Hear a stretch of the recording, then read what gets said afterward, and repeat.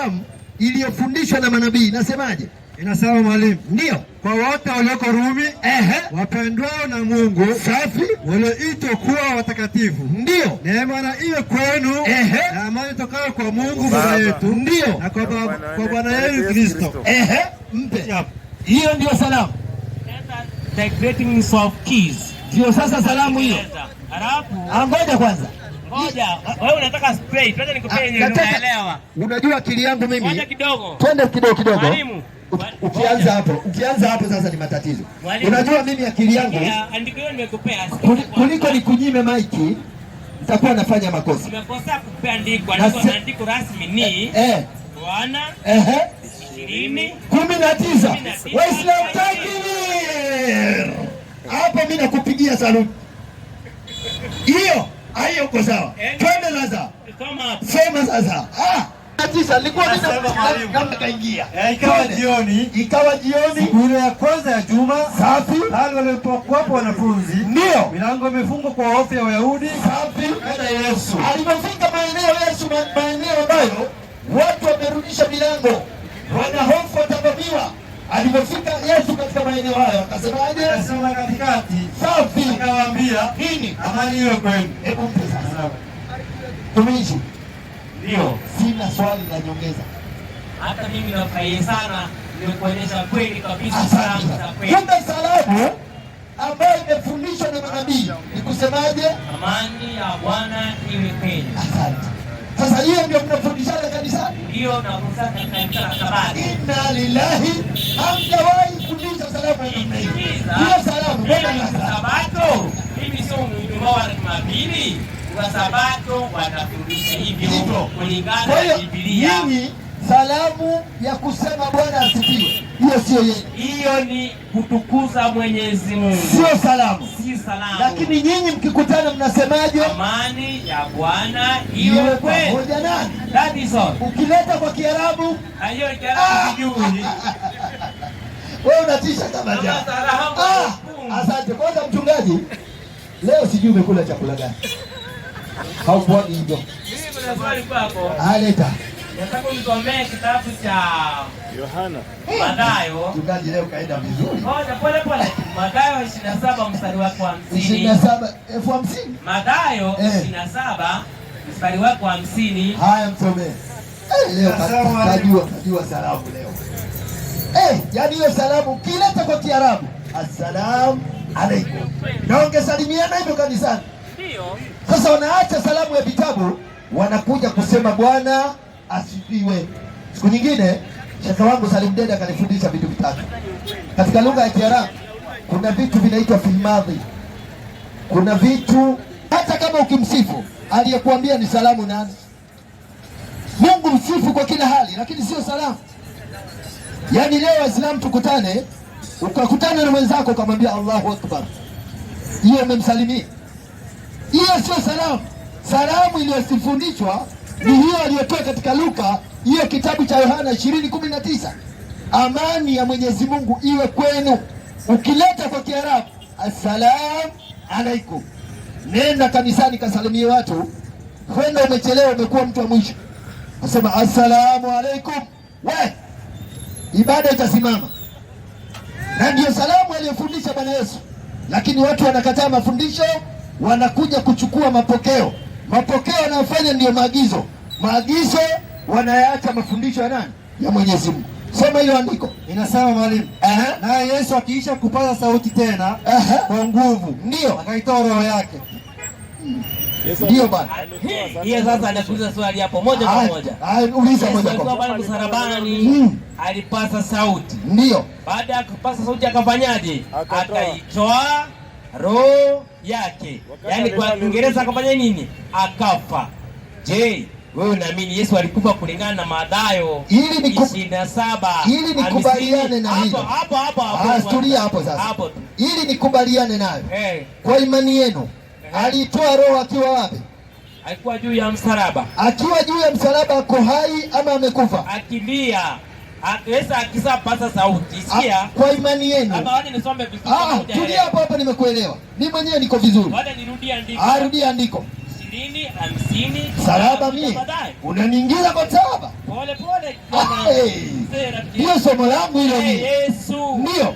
Akiisha kupasa sauti. Safi.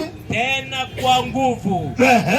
Akaitoa roho yake. Asante. Akiwa juu ya msalaba. Swali. Ndio. Je, unakubaliana kwamba Yesu alikufa msalabani? Nakataa. Kulingana na Mathayo, unakataa? Nakataa kwa sababu ngoja hapo hapo. Toa sababu hapo hapo. Sababu hiyo hiyo Mathayo aliyotoa. Mathayo hiyo hiyo. Tutoa hapo hapo. Chukua maiki Rama.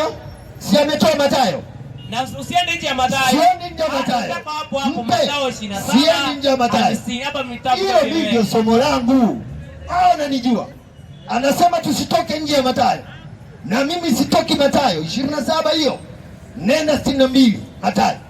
Kisha nawe tuambie hapo. Twende. Hata siku ya pili. Safi. Hata siku ya pili ndiyo iliyo baada ya maandalio. Twende. Wakuu wa makuhani na Mafarisayo ndio wakamkusanyikia Pilato. Twende.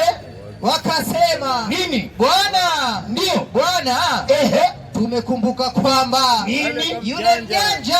Mpe maiki kwanza. Tumishi na kutia nam. Kuna mtu hapo amepata sifa, anaitwa nani? Jina lake umesikia, ni mfalme. Anaitwa Pilato. Anasema yule nani?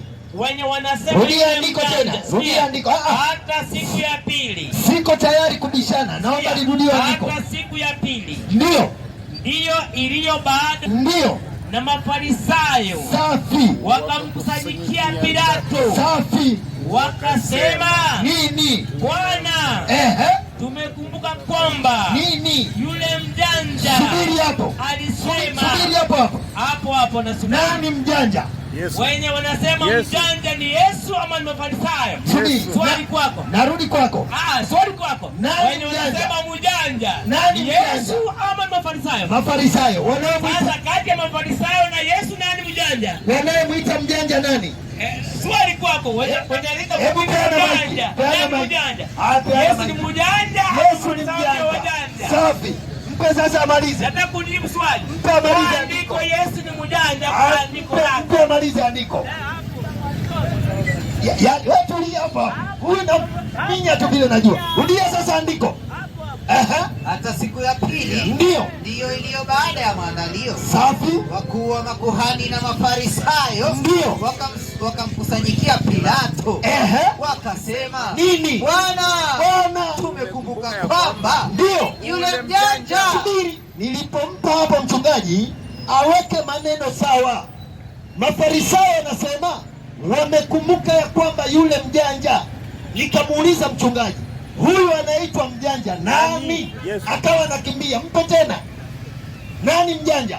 Hapo kulingana na andiko, Mafarisayo na wakuu wa makuhani ndio wanamtusi Yesu kwamba ni mjanja. Kwa hiyo na Yesu mwenyewe sio mjanja. Inna lillahi.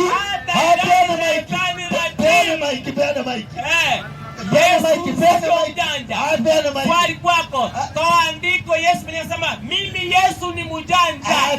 Toa andiko sahihi na silimu. Sahihi na silimu, toa andiko. Peana maiki. Inna lillahi. Kinyume cha ujanja, kinyume chake nini? Ukisikia huyu mtu sio mjanja, maana yake ni Yesu ni mjanja. Endelea sasa. Yule mjanja alisema. Yule mjanja amesema, endelea. Alipokuwa angali hai, baada ya siku ya 3 nitafufuka. Maliza. Inaendelea ikisema, basi amuru kwamba kaburi lilindwe salama. Kwa nini? Hata siku ya 3. Safi. Wasije wanafunzi wake wakasemaje? Wakamuiba. Maliza. Inaendelea ikisema, mwalimu, nini? Na kuambia watu. Amefanyaje? Na kuambia watu amefufuka.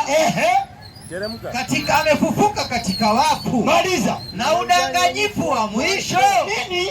Na udanganyifu wa mwisho kwamba kwenye tendo la msalaba kuna nini? Utapita ule wa kwanza. Kuna utapeli umetumika.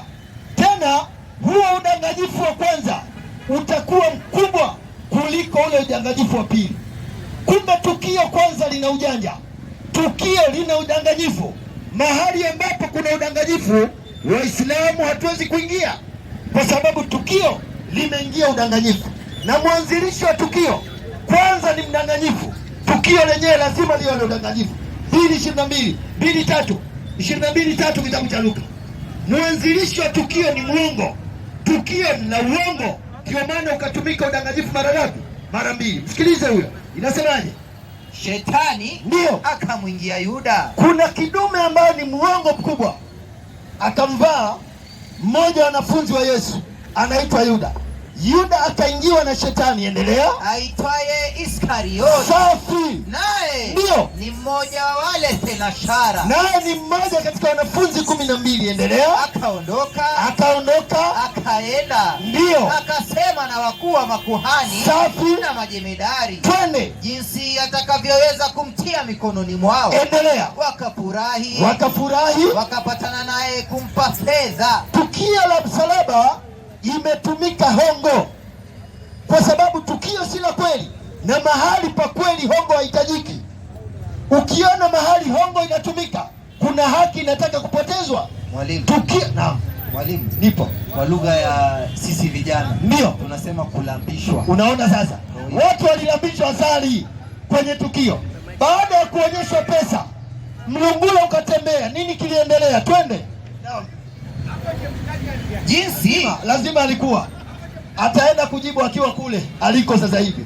Mbona kulitumika jambo duniani? Kuliendaje? Rudi tena, twende. Akaondoka, ndio akaenda akasema na wakuu wa makuhani na majemedari, ndio jinsi atakavyoweza kumtia mikononi mwao. Twende.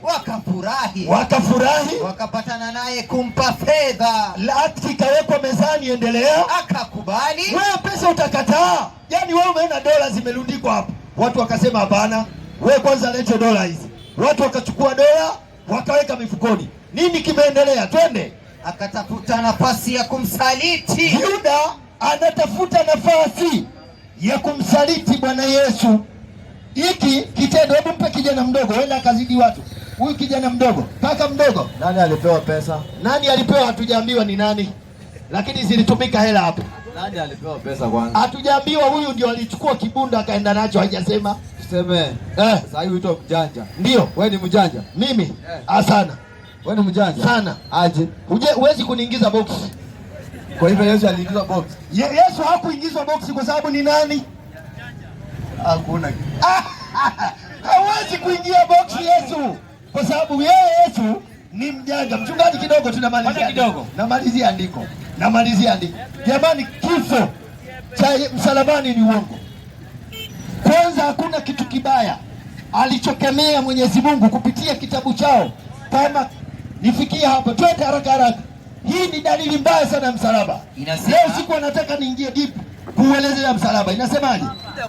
21:22. Twende. Ikiwa mtu ametenda dhambi ipasayo kufa, dhambi hiyo inampasa mtu kufa, akauawa, mtu huyo akauawa, nawe ukamtundika juu ya mti, nawe ukamchukua ukamwangika juu ya mti, ndio mzoga wake usikae usiku kucha juu ya mti. Kwa nini? Lazima utamzika siku hiyo hiyo. Maliza. Kwani aliyetundikwa, aliyefikishwa msalabani amelaaniwa na Mungu. Na sisi kila siku tunasema kwamba Nabii Isa hana laana. Nyinyi kazi yenu ni kumlaani kwamba amefika msalabani. 3:23, nifunge kazi, kitabu cha Galatia.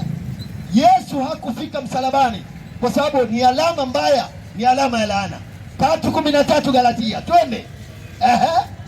3:13, lazima tuthibitishe haya mambo sio ya kweli, na ukitaka kesho tuingie kwa msalaba, wewe na mimi utatoroka. Inasemaje? 3:13 Galatia inasema, mwalimu, nini? Kristo alitukomboa katika laana ya Taurati. Andiko hili kwanza lina mashaka makubwa, lina mashaka andiko hili kwamba Kristo amewakomboa hawa katika laana ya kitabu cha Taurati. Inna lillahi. Taurati haiwezi kuwa na laana bwana. Kile ni kitabu alichopewa Nabii Musa, kitabu kitakatifu, hakiwezi kuwa na laana.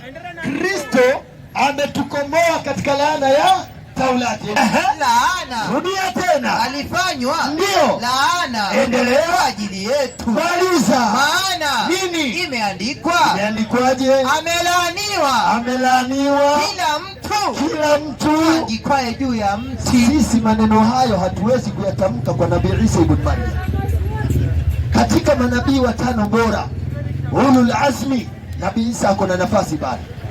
Leo tukilisoma andiko hili tunaumia kwamba Kristo amewakomboa hawa jamaa katika laana ya Taurati, kwa kuwa amefanywa laana kwa ajili ya mchungaji na wafuasi wake hao. Maana imeandikwa, amelaaniwa kila mtu angikaa juu ya nini? Ya msalaba. Sisi tunasema hayo maneno si kweli, na Mungu alikuja kukamilisha katika sura ya 4:157. Tufunge kazi, ni mwachie Sheikh Salim. Sura ya 4:157. Haya ni matunda yaliyotoka kwake Sheikh Salim Deda baada ya kutuweka chini, kutufundisha habari hizi. Ndio unaona tunatambaa, jamaa zetu wanakosa pa kupita. Inasemaje? An-Nisa 4:157. Baada billahi minash shaitani rajim. Twende. Na kwa ajili ya kusema kwao, sisi tumemuua Masihi Isa mwana wa Mariamu, mtume wa Mungu. Twende. Hali hawakumuua, hali kitendo cha kumuua Nabii Isa, wala hicho kitendo kwanza, kabla ya kumuua, kitendo chenyewe hakikufanyika. Hawakumuua wala hawakumsulubu, wala msalabani Nabii Isa hajawahi kanyaga na hata kanyaga. Endelea. Bali walibabaishiwa mtu mwingine, safi, wakamdhani Nabii Isa. Twende. Na kwa hakika, na kwa yakini, wale waliohitilafiana, kuna watu hawajakubaliana kabisa juu ya tukio la msalaba. Katika hakika hiyo ndio ya kumuua Nabii Isa mwana wa Mariamu, kwamba Nabii Isa kafa msalabani, kuna watu hawajakubaliana kabisa. Endelea. Wamo katika shaka nalo, wao wenyewe kwanza hawajiamini juu ya msalaba, na kama kuna mtu anajiamini kwamba anaweza ongelea na mimi juu ya msalaba, somo la msalaba, nyosha mkono. Hiyo ni makwapa. Mimi nasema mkono. Endelea. Twende. Soma na zamalizia. Wao ndio hawana yakini, wao hawana uhakika, ndio juu ya jambo hili, juu ya jambo la msalaba. Maliza. La kuwa kweli wamemuua Nabii Isa, kwamba Nabii Isa kafika msalabani. Huu ni uongo tu wa kawaida, tukio si la kweli, mwanzilishi muongo, wafuasi wanaofuata wanafuata uongo. Hilo ni tukio la uchakachuaji, sio tukio la kweli. Hebu kidogo tulia, pasta, utakanyaga simu zako. Tulia kidogo, tulia, utapata nafasi. Tulia hapo. Huwa unatumia soda gani wewe? Fantazio. Ngoja hapo, italetwa baridi ama moto? Moto, sawa. Tulia hapo sasa, tulia kwanza. Hebu nione Waislamu wangapi anasikiza muhadhara wetu? Waislamu, pasta, naona kidogo sukari yake imekuwa juu. Waislamu, mkono juu. Mkono juu Waislamu. Hebu kwanza, ndugu zetu ambao si Waislamu na wanapata raha duniani ya muhadhara, hebu nyosha mkono. Kama si Muislamu uko kwa muhadhara, nyosha mkono. Leo siiti mtu lakini ukaka ni mpe ofa huyu. Namuona ni Mtanzania. Hebu njoo kaka wewe. Njoo. Huyu vile ninamuona, amani ya Mwenyezi Mungu pamoja na iwe. Unaitwa nani? Mimi naitwa Dennis Mutunga. Hebu nitoe ofa mtu mmoja, naomba kiti. Ofa mtu mmoja peke yake, na zawadi yako utatoka nayo kiti kimoja. Waislamu kiti kimoja, kisha niweze kuyagawa haya madarasa. Sawa, kesho kakangu. Kesho tutaonana. Wewe nenda tu. Kesho utakuja. Malitia andiko moja tu. Hebu tulia. Pata raha kidogo. Moja. 19, 18 kitabu cha Yohana, niondoke niende. Hamna tatizo. Sawa. 19, 18 Yohana msomee. Yaani ukimsomea tu hiyo, ametoa ahadi kwamba ikisomwa anachukua bagi yake, anafanyeje? Anaenda akafanye biashara. Msomee tu. Na hatutolitafsiri wala kulielezea, tunasoma tu basi. Msomee kisha apate nafasi hapo akafanye biashara yake. Soma sasa, inasemaje?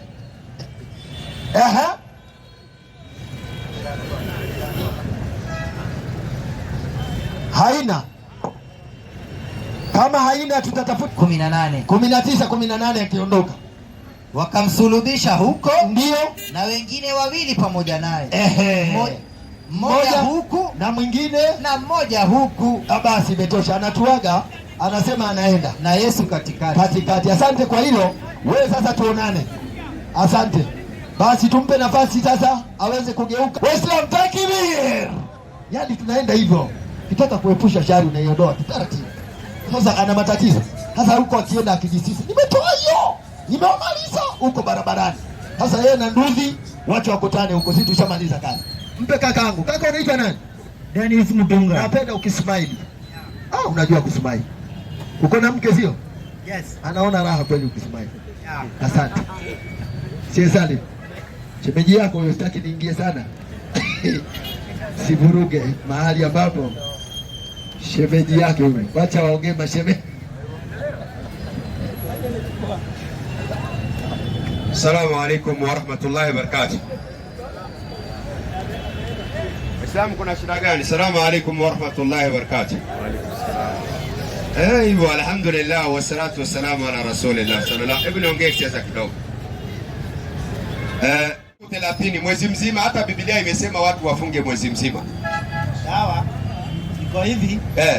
Waislamu, Wakristo, sisi wote tunaamini kwenda mbinguni kumwona Mwenyezi Mungu. Ni kweli, lakini wewe kwa hivyo haina haja nisema nitajiunga na Waislamu ili yani sisi wote tuna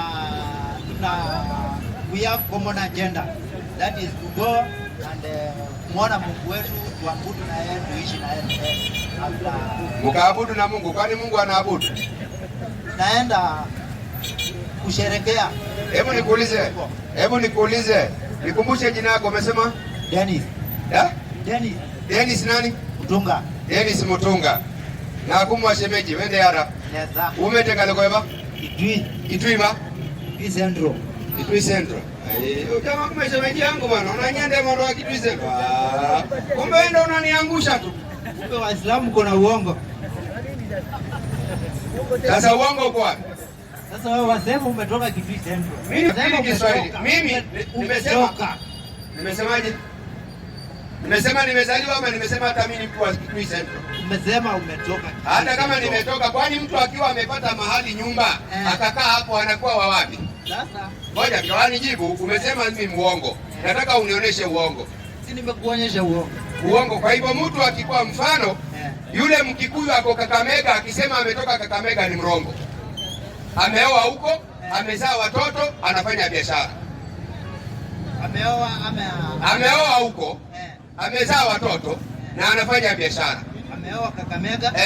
Na anafanya biashara na ana watoto huko. Anafanya biashara. Akiulizwa na serikali umetoka wapi, anasema umetoka wapi? Sasa ngoja, hebu niulize. Akiulizwa serikali wewe umetoka wapi, anasemaje? Serikali akiulizwa na serikali umetoka wapi? Ili serikali iweze. Swali ndogo tu. Akiulizwa ama ukimuuliza umetoka wapi, anakuambia ametoka wapi?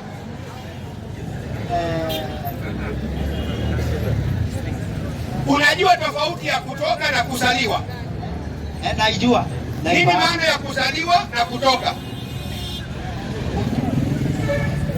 Na hii umeniuliza mimi nimetoka wapi? Nikakwambia nimekuuliza wewe mondo waangalie kweba ngali ni kutoka au wewe ni mtu wa wapi? Sio ndio? Mimi najua Kikamba. Mimi huwezi kunikanganya. Wewe ndio unajichanganya kidogo. Ni sawa tu bana. Mimi muongo ni pole. Unasemaje twende msikiti tuache uongo? Kama msikiti tunaenda tuanze uongo tena. Tuache mimi na dini Ukristo. Unasherekeanga Christmas? Christmas tunasherekea. Unasherekea? Kuna mahali popote uliona imeandikwa kwa Biblia usherekee Christmas ama ni urongo? Sema ni urongo. Nakuuliza hivi, kuna mahali popote umeona kwa Biblia usherekee Christmas au ni uongo? Sema ni uongo. Sema ni uongo. Kuna mahali imeandikwa? Hebu pengine niulize, nini uongo? Uongo ni kuzungumza maneno yasiyokuwa. Ongea nimsikie. Maneno yasiyokuwa ya ukweli. Very good. Unasherehekea Christmas? Ni kivyangu nasherehekea. Ni ukweli, ni urongo? Ni ukweli. Christmas maana yake nini?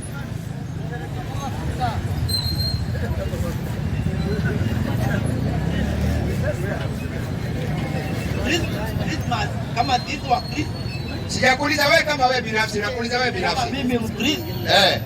Nasherehekea Christmas kuzaliwa kwa Yesu Kristo. Ilikuwa tarehe ngapi, mwezi gani unasherekeanga? Mwezi wa 12 tarehe 25. Uliwahi kupata kwenye historia au ni kwa maandiko ya Biblia?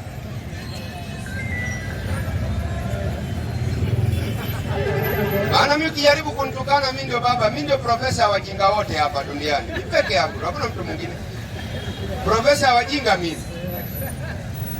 Umenisema mimi, nimekuambia nimetoka Kitui. Ukasema mimi mrongo, wakati mimi ni mtu wa Kitui. Hata mama Ngili tunajiwana face to face, mimi ni mtu wa Kitui. Maana nimeoa Kitui, naishi Kitui. Alafu sasa wewe umeanza kunitukana. Wakati Christmas ni urongo, Yesu hakuzaliwa tarehe 25 Disemba, wala haiko kwenye Biblia, wala hata kwa gazeti ya Nation, hakuna. Na unasema wewe kama Mkristo. Sasa nani atakuwa mrongo kati ya mimi na wewe? Anayemsingiza ngoja kidogo. Namalizia kwa Kristo naamini alizaliwa hiyo siku. Sikuulizi kuamini. Mimi kama Mkristo naamini alizaliwa tarehe 25 mwezi wa 12. Hivyo ndo tunaamini. Asante. Ndugu yangu wewe una akili? Akili ninayo. Unayo eh? Kuna mtu ana itikadi anaitwa Baniani. Anasemanga ng'ombe ni Mungu na ni mtakatifu, si ni kweli? Hiyo ni uamini yake. Kuamini kwa ngoja. Twende pole pole. Kwa akili yako timamu, Baniani anaamini ng'ombe ni Mungu na ndio imani yake, si ni kweli? Yeah. Mimi na wewe kila siku tunaenda kwa bucha, tunasema lete nusu kilo, kilo moja, kilo mbili, si ni kweli? Umeshawahi kuona akilalamika? Lakini ni imani yake. Anaamini Mungu ni nini? Mungu wake ni hiyo ng'ombe. Ni hiyo ng'ombe. Na mimi kwetu ng'ombe, mimi na wewe ni nini? Kwetu ng'ombe ni mboga. Ni mboga. Unanielewa kitu kweli? Lakini ni imani yake. Lakini hajawahi kulalamika. Sasa wewe imani yako jizuie nayo. Unayo andiko au historia Yesu alizaliwa tarehe 25 Disemba ili iwe ni ukweli kama si urongo? Nasema ni imani yangu. Kama ya Baniani. Naamini. Kama ya Baniani. Wewe kuamini alizaliwa. Yangu ianze kuwa kama ya Baniani. Baniani anaamini ng'ombe. Mimi na wewe unaamini? Naamini Mungu, Mwenyezi Mungu. Ambaye alizaliwa tarehe 25 Disemba. Mwenyezi Mungu hakuzaliwa. Mwenyezi Mungu hakuzaliwa. Simekwambia Muislamu alafu ulikuwa unanitoka. Bali Qur'ani pekee yake ndio inasema Mwenyezi Mungu hakuzaliwa wala hakuzaa. Hata Biblia. Sasa unasemaje twende msikiti? Lete swali lako sasa. Niwache kukudhulumu. Mimi sina swali. Nimepewa tu nafasi usalimie. Aliuliza nani Mkristo? Okay. Sababu mimi ni Mkristo, nikanyosha mkono wangu. Asante. Na ushawahi kwenda kanisani au kwa mkutano yote ukapewa maiki na Wakristo? Nimepewa. Wapi? Kijijini. Kijijini wapi panaitwaje? Watu kunaitwa Kitui. Kitui ni county nzima, Kitui ni town. Kitui Central mahali kunaitwa Wanzua. Wanzua. Sawa. Wanzua na hakuna kanisa rafiki yangu, maduka ni 2 3 tu alafu ndio hivyo. Anyway, asante sana kwa kukaribia. Wana wao wasema nani? Kanisa zenye ziko Wanzua ni ngapi? Mimi nakwambia hivi. Mahali Kitui Central unaweza wacha Kitui Central. Ukiniambia Kitui County, nimefika mwisho kwa mwisho. Tarakanidhi nikafika mpaka Sabu. Sababu wewe unijui tu lakini tutajuana. Haya mpe huyu. Waislamu, hii ndio kazi, watu wanafaa kufikishiwa ujumbe na watu wanafaa kualikwa katika Uislamu. Hii ndio responsibility ilikuwa ya mitume. Na lazima tushirikiane tuusukume huo Uislamu mbele. Mpe mwingine Mike. Nani yule alikuja? Chance. Yeah. Bari ya leo. Salama sana. Karibu katika mkutano. Asante. Unasemaje mimi nakukaribisha katika Uislamu? Siku ile nilikuuliza tu swali moja, kinachokufanya usiwe Muislamu ni nini? Ukaniambia huyu aliandika Qur'ani, mara ukasema Uthmani, mara tukaona ni maswahaba wa mtume, Qur'ani iliteremshwa Muhammad, lakini Biblia haijulikani mwandishi wake, iliwekwa mwaka gani haijulikani, kwa amri ya nani haijulikani. Lakini Qur'ani ameteremshwa Nabii Muhammad, wakanakili maswahaba ambayo iko katika historia, hata wazimu wanajua hiyo madhari. na waandishi wake ni watukufu, waliandika katika Laul Mahfudh ambaye ni malaika, na tukatoa dalili. Unasemaje? Swali la pili, kitu gani kinachokuzuia usiwe Muislamu? Yenye kinazuia nikose kuwa Muislamu. Au umeridhiwa tu ukachomeke? Pia ni maamuzi yako. Kuchomeka nitachomeka tu. Mungu anasema imma shakiran, kama Mwenyezi Mungu ndiye anajua huyu atachomeka, huyu atachomeka, hivyo hivyo. Ni kweli. Lakini si unaona mzazi wako alikuchukua akakupeleka shule ili ukasome, ili upate nini? Elimu. Sasa uamuzi ni wako, ila uende usome ama ufanyaje? Usisome. Wewe ukakataa kusoma, unang'ang'ana na nini? Baiki. Sasa unamlaumu mzazi wako. Kuna wenye wamesoma hata kushinda wenye wako kwa ofisi na wako kwa baiki. Sio hivyo. Unang'ang'ana na nini? Baiki si hadi kung'ang'ana. Subiri. Nielewe tu swali langu. Baiki si hata mimi naendesha baiki. Mimi naendesha baiki. Wewe unajifundisha baiki hujazaliwa. 1990 ulikuwa hujazaliwa. Najua. Nakwambia hivi 1990 ndio mimi naendesha baiki, ulikuwa hujazaliwa. 1990. Baiki gani ulikuwa unaendesha? Baiki gani? Ilikuwa inaitwa Yamaha. Alafu nikatoka hapo nikagraduate nikawa naendesha ile BMW 500cc. Ina radiator kama gari. BMW. Ana ulikuwa mfanyakazi wa serikali? Mimi? Utajua tu, mtafute kwa chemba, nilikuwa FBI. Ulikuwa kwa polisi. Umeona? Alikuwa si watu binafsi walikuwa nazo. Hakuna kitu kama hicho. Sasa unakataa nini? Naweza kukuletea picha kesho ukitaka nikuoneshe. Picha sio ile ya nini ukiona sisi ni mabaika. Sema tu ulikuwa mfanyakazi wa serikali. Na mimi ndio dereva. Hiyo bike haikuwa inaendesha gari na reverse bila kuangalia mpaka Mombasa. Iko sawa. Nalingana experience yako iko sawa. Umeelewa? Iko sawa. Experience yenyewe ninayo ya 36 years. Hiyo iko sawa. Hiyo iko sawa. Na pia hata sio kuendesha tu na reverse. Naweza endesha na miguu miwili. Hiyo iko sawa. Piga unaendesha. Wewe unaweza hiyo? Mimi sijafika huko. Hiyo ni experience yako tu peke yako. Asante. Lete. Kwa nini swali jambo la pili linalokufanya usiwe Muislamu? Yenye naleta nisikuwe Muislamu. Sijawahi jua Allah ni nani. Sijawahi jua Allah ni nani. Sijawahi jua Allah ni nani? Haya, mpe huyo. Qurani 255, 2255. Sijawahi kujua Allah ni nani. Au unafikiri Allah ni kama Ruto, awe rais wa Kenya? Ama hujamjua ulikuwa unasemaje? Au hujawahi kutana na yeye? Hebu mpe kwanza, unamaanisha nini? Sio wengine natoa tu aya na sija kuelewa. Hujawahi kumjua kivipi? Yaani hamjawahi kutana na yeye. Sio hivyo. Ama sio jirani yako. Sio hivyo. Sijawahi jua Allah ni nani. Kivipi sasa? Ndio nataka unielewe, unieleweshe. Yaani kama Allah ni Mwenyezi Mungu, Allah ni nani ama Allah ni sanamu ama sijawahi elewa Allah ni nani. Ama ni kiumbe, hiyo ndio kitu sijawahi elewa. Wewe kila siku hapa tunasema kul huwallahu ahad. Maana yake Mungu ni moja. Mwenyezi Mungu ni mmoja. Ambaye ni Allah As-Samad. Si ni kweli? Mpe huyo 17,110 au ni 18,110. Asikiza hii. 17,110. Alafu ndio turudi katika Ayatul Kursi. 17,110. 17:110. Ndio.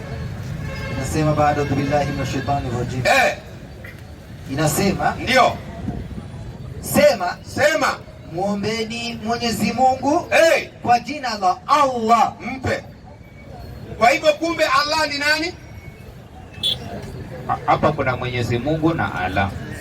Muombeni kwa jina la Mwenyezi Mungu. Mpe arudie tena. Jerel, tunajua akili zetu zinakuanga na diesel, ndio unaona mafuta iligunduliwa kule Turkana. Sema muombeni Mwenyezi Mungu kwa jina la Allah. Mpe. Tumuombe Mwenyezi Mungu kwa jina nani? La Allah. Kwa hivyo Mwenyezi Mungu jina lake ni Allah, ni sifa. Sinasikia. Nakuuliza Mwenyezi Mungu. Chelsea. Wewe ni kijana mzuri. Ama ni shida ya kuendesha pikipiki baridi imekuja? Baridi imeingia kwa kili. Imeingia? Mpe arudie tu. Sema muombeni Mwenyezi Mungu kwa jina la Allah. Mpe. Muombeni Mwenyezi Mungu kwa sifa ya ya Allah. Ni sifa ama ni jina? Kwa hivyo Allah ndio jina, Mungu ndio sifa. Narudia tu tena. Muombeni Mwenyezi Mungu kwa jina la Allah. Kwa hivyo Mwenyezi Mungu jina lake ni Allah. Si kama nielewa? Unanielewa? Wewe ni mtu kweli? Jina lako? Mimi naitwa Charles. Very good. Lakini nikisema mtu ndio jina lako ama ni sifa yako? Au ni mtu ni sifa ni wewe ni mtu. Maana yake nini? Mimi ni mtu ndo nini sasa? Ni jina langu, jina langu naitwa mtu. Uiti mtu. Ndio imeandikwa kwa kitambulisho. Nani wewe mtu? Jina langu? Mkamba anataka kunisaidia. Ngoja ndio huyo hapa, ametisha mic. Charles, twende tumisi, unajua ni mwalimu taratibu. Ni ukweli? Mimi ni mtu sawa? Jina langu?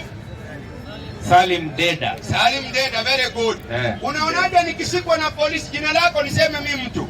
Na lala silsila. Hiyo ni obvious. Lakini nature yangu, maumbile yangu mimi ni nani? Mtu. Lakini jina langu? Salim Deda. Muombeni Mwenyezi Mungu kwa jina la Allah. Mwenyezi Mungu maana yake mwenye uwezo, mwenye enzi, jina lake Allah. Na wewe unasema hujawahi kumjua Allah. Kwa hivyo Allah ni Mwenyezi Mungu. Very good. Mpe huyo. Sura ya 59 aya yake ya 21. Tuanzie hapo. Utajua tu wewe. Sasa sikiza sasa kazi yake, sifa zake. Wachana na Alex. Charles. Wachana na Alex, mpe tu, mimi niko hapo. Hebu msikize huyu kwanza, niteremke hapo taratibu alafu ndio nikuje. Twende mwalimu. 59:21. Nasema bado billahi na shetani rajim. Twende. Lau kama aende 22, 23 moja kwa moja. Yeye 22 hata nianze 22. Very good. Yeye ndiye Mwenyezi Mungu. Yeye ndiye Mwenyezi Mungu ambaye hakuna abudiwaye kwa haki. Ambaye hakuna abudiwaye kwa haki. Isipokuwa yeye. Isipokuwa yeye tu. Anayeyajua yaliyofichikana. Ndio. Na yaliyodhahiri. Endelea. Mwenye kuneemesha neema kubwa kubwa. Na mwenye kuneemesha neema ndogo ndogo. Tugeende kwa maso. Yeye ndiye Mwenyezi Mungu. Ndiye Mwenyezi Mungu ambaye hakuna abudiwaye kwa haki. Ambaye hakuna abudiwaye kwa. Yaani ungekuwa unajua Kiarabu rafiki yangu alafu ndo unasoma kwa mutni yake, ungekuwa unapata raha. Huwallahu alladhi la ilaha illa hu al-Malik al-Qudus. Ungejua wallahi. Assalam. Ungejua ungeelewa, lakini bahati yako mbaya. Twende mwalimu. Mwenyezi Mungu ambaye hakuna abudiwaye kwa haki ila isipokuwa yeye tu. Twende. Mfalme mtakatifu. Hizi sifa zake. Mfalme mtakatifu. Mwenye salama. Mtoaji wa amani. Mwenye kuyaendesha mwenyewe mambo yake. Twende, leo ni Friday ya 3 katika mwezi wa Shaban. Sasa hivi tuko zoezi. Tunataka kupiga shetani kabisa. Na kuna shetani minal jinnati. Twende mwalimu. Mwenye shani. Anayefanya analolitaka. Mkubwa. Mwenyezi Mungu yumbali na hawa wanaomshirikisha naye. Endelea, usitunyime raha, tuendelee kutaka kusikia Qur'ani. Twende. Yeye ndiye Mwenyezi Mungu. Muumbaji. Mtengenezaji. Mfanyaji wa sura. Al-Musawwiru, mfanyaji wa sura. Twende. Za namna za viumbe. Mwenye majina mazuri. Kinamtukuza kila kilichomo mbinguni na ardhi. Allahu akbar. La ilaha. Alhamdulillah, wallahi Mungu alitutoa. Shaka sisi tulikuwa makafiri wabaya. Hawa mbona mwanunulie soda shaka? Sisi tulikuwa tunajadili mpaka tunalia shaka, unaanguka unazimia. Unatetea Ukristo kitu hakuna. Unapiga kelele shaka. Hao jamani. Sioni tu bana. Hawa jamani miskini wallahi taabani. Waleteni chai. Hawa watu wazuri shaka. Wala hawa ni nusu Waislamu. Sisi tulikuwa makafiri wabaya shaka. Tulikuwa makafiri tukamshinda Ndacha. Hawa mbona watu soft Allah. Yaani miskini wallahi, ukiona tabia anauliza swali ni kama anakula ice cream. Ana shida. Huyu hawana wallahi nawaambia hawana shida. Sasa wacha hawa. Hebu wewe chukua Abu Jahal. Uchukua Walid bin Mughira. Uchukua Ubay bin Khalaf. Wanatosha? Wanatosha hawa? Si hawa ni Waislamu nusu. Wamebaki tu kutoa shahada waende msikitini Ramadhani wakafunge na wazazi. Mpe mic. Kwa hivyo huyo Mwenyezi Mungu ambaye tulisikia jina lake ni Allah, tumepata sifa yake na majina yake. Yeye kwanza ni mfalme. Mambo ya Mwenyezi Mungu hiyo sina shida hii Salim. Umeelewa? Hiyo kwa Mwenyezi Mungu sina shida. Ndio sawa. Lakini shida yangu iko kwa Allah. Ngoja. Ngoja. Ndio narudi hapo. Tukaelewana mimi na wewe. Muombeni Mwenyezi Mungu kwa jina la Allah. Kwa hivyo yeye Mwenyezi Mungu ana sifa mbalimbali, si ni kweli? Na Mwenyezi Mungu ni lugha ya Kiswahili. Kwa lugha ya Kiarabu anaitwaje? Allah.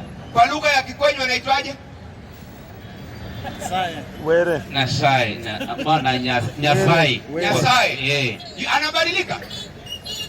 Habadiliki pale. Habadiliki Sijui kama unanielewa. Nakuelewa. Kwa hivyo habadiliki wewe ukiniambia Nyasai. Na Mkikuyu aniambie Ngai Mombi. Na Mkamba aseme Ngai. Kuna kitu inabadilika? Hakuna. Na ana sifa mbalimbali, si ni kweli? Ni ukweli. Wewe umetoka nyumbani, umepata riziki kidogo. Kabisa. Nani amekuruzuku? Mwenyezi Mungu. Umeona Kwa hivyo sifa zake yeye ni Ar-Razzaq, mwenye kupatiana nini? Riziki. Kwa sababu sio hiyo pikipiki imekupatia riziki ni nani? Mwenyezi Mungu. Lakini hii ni ya sababu tu ili riziki ipitie hapo. Lakini mimi na wewe mia tunajua anayetupa riziki ni nani? Mwenyezi Mungu. Mwenyezi Mungu ambaye amesemekana katika Qur'ani jina lake Mwalimu. Amesemekana kwa sababu sisi tuna mwongozo. Hebu nikuulize swali. Hapa Kenya mwongozo wetu nini? Katiba. Ni katiba ya very good. Sasa ni mtu ana akili sana. Kwa hivyo mwongozo wetu Kenya ni nini? Katiba. Kwa hivyo tukitaka jambo Mungu atupeleka tunajua huyo amevunja nini? Katiba. Ama ametekeleza nini? Katiba. Mwongozo wa Kristo nini? Biblia. Ni Biblia. Very good. Kwa hivyo Wakristo wakiwa na majambo yao wanarudisha wapi? Biblia. Biblia tu mwalimu. Very good. Na Waislamu mwongozo wao nini? Qur'ani. Ambaye ndio wanaamini ni mwongozo ili kumwabudu nani? Mungu. Allah. Akatuambia tumuombe Mwenyezi Mungu kwa jina gani? Allah. Kwa hivyo kwa Qur'ani Mwenyezi Mungu jina lake nani? Allah. Ambaye ana sifa mbalimbali tumeelezewa Mwenyezi Mungu ndiye mfalme mtakatifu, mwenye kuumba, mwenye kutengeneza, si ni kweli? Ni kweli. Ambaye Mwenyezi Mungu ni nani? Allah. Kwa hivyo kuanzia leo umemjua Allah ni nani? Ni nani? Allah. Ni Mwenyezi. Hapo mimi nitakata. Wewe sasa ukikata. Sababu baada nitoe evidence kwa nini nimekataa mwalimu. Hiyo yako. weka kiporo, mpe huyu tumsikie. Waislamu takibiri. Na wewe unasemaje? Nataka kuongea na Waislamu. Kuna jambo muhimu hapa. Leo tarehe 4 tunadaiwa store. Leo tarehe ngapi? 6, mnafaa mlipe jana. Na huyu mzee wangu amesilimu, alikuwa anaitwa Duncan akachagua jina Mohamed. Takibiri. Tena pasta kule mnajua bana hapa. Mimi najua ingia tu, usiwe na wasiwasi. Wasalimia Waislamu. Allahu Akbar. Hassan ako wapi? Ujuzi amesilimu, leo ni siku ya pili. Uislamu. Tena huyu akisema haleluya. Alafu sio kama wanabrado yake hapa, sio kama sio, unaona rafiki yangu? Sio, unaona? Ana njaa kama wewe, angalia tumbo imerudi ndani. Kila mzee wetu mashaallah. Nemo Uislamu takibiri. Wallahi hiyo tena si ndio tumemsilimisha hapa BBS. Habari zake. Hebu kidogo mzee wangu. Nikupe ongea. Hebu nipe dakika moja. Nataka ongea naye. Kidogo sema mzee wangu, nataka kumkaribisha huyo mzee wangu. Mimi nilikuwa na swali. Yangu ameuliza. Ndio. Hata mimi naenda ya vizuri. Pate kuelewa. Ndio. Amekuuliza Allah ni nani? Ndio. Kamjibu. Kwani utafafanua mara ngapi? Si nimesha hiyo jibu nimempa, ndo nakujibu. Ndio unanijibu. Kwa Allah ni Mwenyezi. Geuza umuulize Mungu kwa Biblia inaitwa nini? Atukuulize hivyo, ongea kwa chombo. Mimi sisemi ni Mwenyezi Mungu. Ndio. Mungu kwa Biblia inaitwa nani? Mimi sijasema hivyo. Qur'ani imetuambia Mwenyezi Mungu anaitwa nani? Swali yangu ni sijasikia swali lako. kwanza, acha nikuulize swali ndio sasa tuende na utaratibu. Umeuliza. Ninakupa utaratibu. Sasa ndio baada kunijibu ndio unieleweshe. Sawa? Si ndio huyo ameuliza akasema yeye kuna kitu moja akubaliani nayo. Hajui Allah ni nani. Na wewe ukampea jibu ikakutatiza zaidi. Ikakutatiza? Zaidi Sasa ndio nataka unipapanulie. Hebu kidogo ikakutatizaje? Ulikuja ukiwa mzima ama umebakisha nyumbani? Hiyo gani? Hapana, unajua sitaki kufanya kazi ya nguvu wakati wewe kumbe mimi naongea na mtu na hayuko. Mimi niko huko mzima. Haya, kilichokutatiza nini ni kujibu. Sasa ulimpea mfano. Sijampa mfano, nimempa maandiko. Ukamuuliza. Sijampa mfano, nimempa maandiko. Baada ya kumpa maandiko, umempa mfano. Ndio. Ukamuuliza. Yeye ni mtu. Ndio. Ni sifa za uumbaji.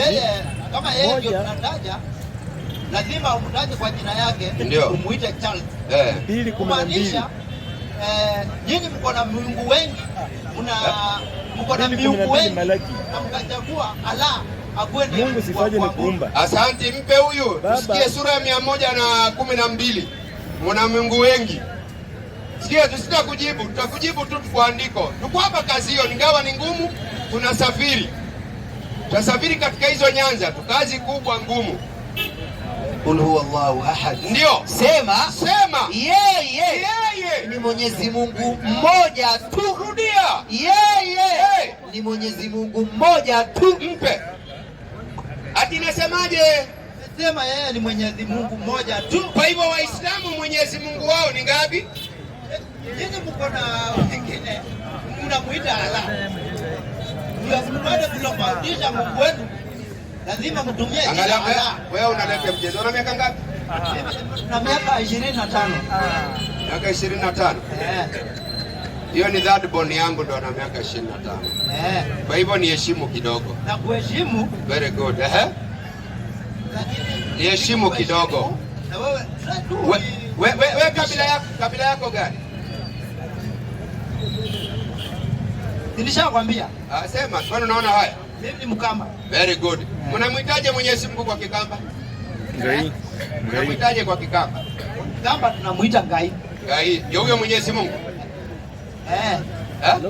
Wewe umechanganyikiwa. Sasa Mwenyezi Mungu atakuaje Ngai? Hiyo Anwar. Hiyo ni jina yetu ya Kikamba huko. Jina yetu ya Kikamba. Mimi Mkamba. Wewe si Mkamba. Na huyo umekaa naye? Nani? Huyo umekaa naye? Kabila gani? Unjui Mimi namjua ni Mkenya. Wewe unamjua ni Mkenya. Sasa ukikutana na Wakenya watatu, aseme Ngai, na mwingine aseme Murungu, na mwingine aseme Nyasaye, kuna tofauti? Sasa hakuna tofauti. Ngoja subiri. Kuna kosekanaje tofauti na huyu ni Nyasaye, huyu ni Ngai, huyu ni Murungu? Inakuwaje ni sawa? Sasa mimi mbali nilikuwa na nijibu tu swali alafu ndio jibu lako liko hapa. Kwa nini wewe useme Ngai? Huyu aseme Nyasaye, huyu aseme Murungu. Inakuwaje? Hiyo ni my mother tongue language. Kwa hivyo watu wana mother tongue yao. Hebu nikuulize kwa akili za mtu alienda shule, hii Qur'ani iliteremshwa kwa lugha gani? Kiarabu. Kwa hivyo ngoja subiri ndugu yangu. Usiwe na haraka. Kwa hivyo hii Qur'ani imeteremshwa kwa Kiarabu, si ni kweli? Waarabu wanamuita Mwenyezi Mungu nani? Allah. Very good. Kama vile Wakamba wana lugha yao wanamuita Mwenyezi Mungu nani? Ngai. Si unanielewa? Tukakuja Waswahili tukapewa lugha ya taifa Kiswahili, tunamuita nani? Mwenyezi Mungu. Inabadilika? Imebadilika vile tumetoka kwa lugha ya Kimombo tukaenda. Asijakuuliza hivyo, anabadilika? Jina imeni kuwa ile. Imeni kuwa ile. Kwa sababu mwenye kuumba Mwarabu nani? Mungu. Aliyeumba Mkamba nani? Mungu. Aliyeumba Mluya nani? Mungu. Aliyeumba Mzungu nani? Mungu. Makosa iko wapi? Hakuna makosa. Kwa hivyo makosa ni ngoja subiri. Hapa Kama umesema hakuna nini? Ngoja, umesema hakuna nini? Hakuna utofauti. Kwa sababu mwenye kuumba kabila ni nani? Mwenye kuumba mataifa ni nani? Mwenye kuumba watu rangi tofauti. Wewe na mzungu mnafanana kwa rangi? Hatufanani kwa rangi. Na wewe na Mwarabu mnafanana kwa rangi? Hatufanani. Makosa iko wapi? Hakuna makosa. Lakini ni yule yule mwana binadamu. Si ni kweli? Binadamu ni yule yule. Lakini mfanyaji kazi ni mmoja, nani? Mwenyezi Mungu. Kwa hivyo akatuumba na lugha, tukawa tunamwitia Mwenyezi Mungu katika lugha tofauti tofauti, lakini hali ya kuwa Mwenyezi Mungu hafanyi nini? Habadiliki.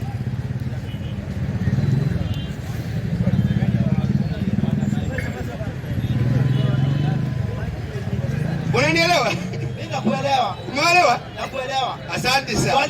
Swali wewe sasa umeniuliza mimi ni mkabila gani? Ndio. Wewe ni mkabila gani? Mswahili. Wewe ni Mswahili? Ndio. Mnaita aje Mungu wenu? Mwenyezi Mungu. Mwenyezi Mungu. Ndio. Na sisi tunamuita Mwenyezi Mungu kwa Kiswahili. Ndio. Sasa Kiswahili sio lugha yenu, ni yetu. Kiswahili ni lugha ya taifa ya Kenya. Ndio, ni lugha ya taifa ya Kenya. Nakubaliana na wewe 100%. Ni lugha ya taifa ya nchi gani? Ya Kenya. Kenya kuna makabila ngapi? 42. Nyinyi mnamhitaje Mungu? Nimekwambia Ngai. Ngai kwa lugha gani? Ya Kikamba. Na Kiswahili ni lugha ya watu, si lugha ya watu? Lugha ya